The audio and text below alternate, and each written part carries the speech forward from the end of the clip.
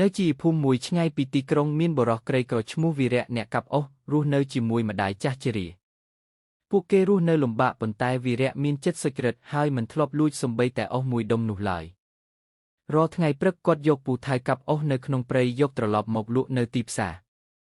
ថ្ងៃមួយវីរៈកាប់អុសនៅជិតទន្លេធំមួយកន្លែងពេលកាប់អុសស្លាប់មួយវាត្រូវលើកខ្លាំងពេកពូថៅរបស់គាត់ធ្លាក់ចូលទន្លេនោះទៅវីរៈសោកសៅណាស់ព្រោះពូថៅនោះជាឧបករណ៍សំខាន់បំផុតក្នុងជីវិតរបស់គាត់អង្គុយស្រក់ទឹកភ្នែកនៅច្រាំងទន្លេ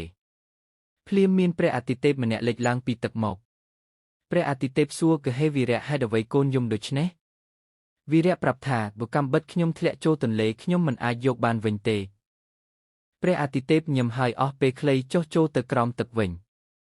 ទ្រង់យកពូថៅមាសមួយឡើងសួរថានេះពូថៅកូនឬទេវីរៈឆ្លើយថាទេព្រះអាទិទេពនេះមិនមែនជារបស់ខ្ញុំទេខ្ញុំមិនធ្លាប់មានពូថៅមាសឡើយព្រះអាទិទេពញឹមម្ដងទៀតហើយចុះចូលទឹកវិញទ្រង់យកពូថៅប្រាក់មួយឡើងសួរថានេះជារបស់កូនឬទេវីរៈឆ្លើយថាទេនេះក៏មិនមែនជារបស់ខ្ញុំទេព្រះអាទិទេពទៅម្ដងទៀតហើយយកពូថៅចាស់ឡើងមកវីរៈអារម្មណ៍សប្បាយចិត្តហើយនិយាយថាកុបាតនេះហើយជារបស់ខ្ញុំព្រះអាទិទេពសប្បាយចិត្តលើសុចរិតភាពនៃបុរសក្រីក្រទ្រង់និយាយថាកូនមានចិត្តស្មោះនេះពូថៅរបស់កូនហើយទ្រង់ផ្ដល់ជូនបន្ថែមពូថៅមាសនិងប្រាក់ទាំងពីរផងដែរវីរៈសូមអរគុណហើយយកវាទាំងអស់ត្រឡប់ទៅផ្ទះពេលទៅដល់ផ្ទះម្ដាយគាត់រំភើបយ៉ាងខ្លាំងវីរៈប្រាប់រឿងអំពីព្រះអាទិទេពឲ្យម្ដាយស្ដាប់ពួកអ្នកភូមិរឿងនេះក៏ភ្ញាក់ផ្អើលជាខ្លាំងរួចមានសេដ្ឋីម្នាក់ឈ្មោះថាឆនដែលលោភលន់យ៉ាងខ្លាំងគាត់គិតថាប្រសិនបើខ្ញុំធ្វើដូចវីរៈខ្ញុំនឹងទទួលបានមាសនិងប្រាក់ដែលច្រើនលើសលប់សេដ្ឋីនោះយកពូថៅមួយទៅច្រាំងទន្លេដែរគាត់បោះពូថៅចូលទន្លេដោយចេតនាហើយធ្វើជាសោកសៅដូចជាការបាត់ពិតមែន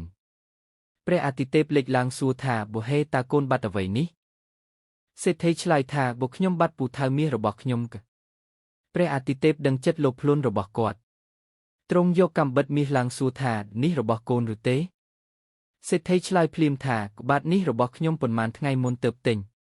ព្រះអាទិទេពទ្រាំញឹមស្រួលហើយនិយាយថាកូនមិនស្មោះនោះទេទ្រង់យកពូថៅចូលទឹកវិញហើយមិនលេចឡើងទៀតឡើយសេដ្ឋីរងចាំយូរហើយគ្មានអ្វីកើតឡើងទឹកឡើងខ្លាំងហើយពូថៅរបស់គាត់ត្រូវទឹកបោះចេញបាត់ទៅគាត់ត្រឡប់មកភូមិដោយអស់សង្ឃឹម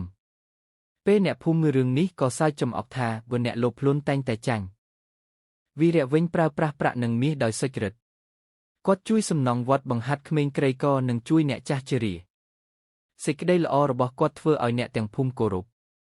ថ្ងៃមួយកូនស្រីសេដ្ឋីស្អាតឈ្មោះសវណ្ណាឃើញវីរៈកំពុងជួយអ្នកក្រីក្រ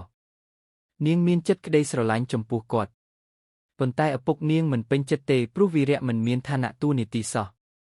សវណ្ណាបាននិយាយថាឪពុកការសុចរិតមានតម្លៃជាងមាសប្រាក់សេដ្ឋីឆនប្រកែកមិនព្រមទេ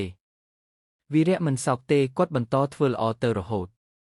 ថ្ងៃមួយព្រះអាទិទេពបានលេចឡើងម្ដងទៀតក្នុងសុបិននៃសេដ្ឋីឆនទ្រង់និយាយថាកូនធ្លាប់ព្យាបាទលោភលន់ឥឡូវសូមរៀនពីចិត្តសុចរិតម្ដង